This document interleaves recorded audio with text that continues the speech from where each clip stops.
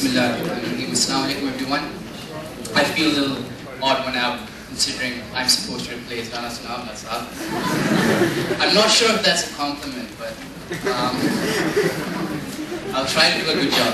Anyhow, considering that respected Khalid Zahir Saab is coming from a reformist viewpoint, which is kind of divorced from a collective traditional viewpoint that has been there for the past 1400 years. What we have been doing essentially has been trying to understand the way the traditional viewpoints in all the school of thought, especially in Hanafi fiqh, has evolved over the past 1400 years, as well as see why there are so many instances where even Hanafi Muftis today are agreeing to the way 295C being applied today.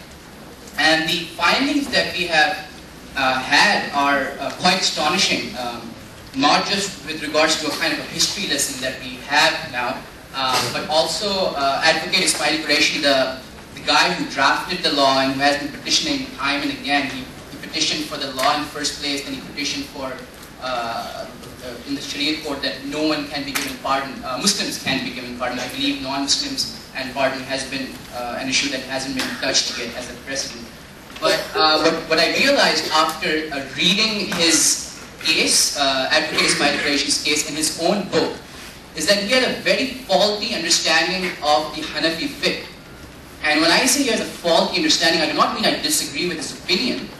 He has essentially misquoted people left, right, and center from the Hanafi fiqh. And that's one of the things that I'm going to talk about today. And I'm also going to talk about the issues of habitual offense, pardon, and the idea of ijma in the fiqh over the past 1400 years. For those of you who've received this, I don't know if a lot of people have, but it's going to give you a little bit of context of what I'm going to talk about.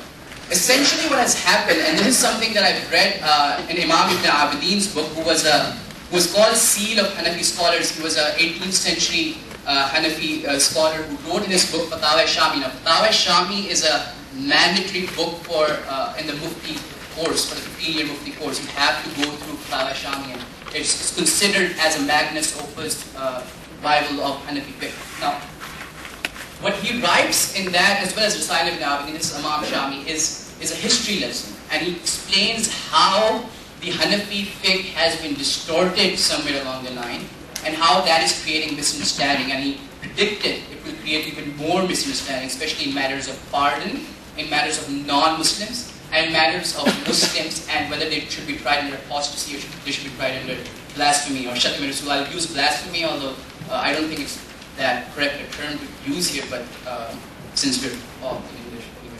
But how it starts is Imam Hanifa, Imam Abu Yusuf, Imam Tahawi, Imam Qadi. These are like the four big names of Hanafi fiqh. And all of them have been quoted in Kitab al-Kharaj, in the Sari al-Muslim of Imam Ibn Taymiyyah. They've been quoted in Sari Tahawi. And all of them have been quoted saying three essential things. A, non-Muslims can be killed by the head of state if he is a habitual offender as a political decision. Non-Muslims can be killed. And even Imam Ibn Taymiyyah, the Imam that Mr. Khalid Zahir talks about, even he quotes Imam Hanifa in his books as having the same. And I read the translation, it said, Jo baar karega, usko maslehati taur par hakim waqt qatl kar sakta hai. Now, the same opinion is given in Qazi Ayyaz and Al-Shifa. These are books that were really important books of fiqh. But somewhere along the line in 750 AH, there came a Hanafi scholar who essentially misread a book. Now, I want you guys to realize the gravity of the situation here. He misread a book, did not read some qualifiers, and if I understand correctly, from Qazi Iyad's book Ash-Shifa. And he gave the opinion that the Hanafi opinion is, and this is in 750 Imam Bazazi in Fatawa Bazaziyah, which has been used, by the way, by Ismail Qureshi, Advocate Ismail Qureshi, the drafting of 295C, that in Hanafi fiqh, for both Muslims and non-Muslims, this is a had offense. And from his Fatawa Bazaziyah has driven opinions by Imam Abu Humam and Alama Uddin Ramli, and these are big names.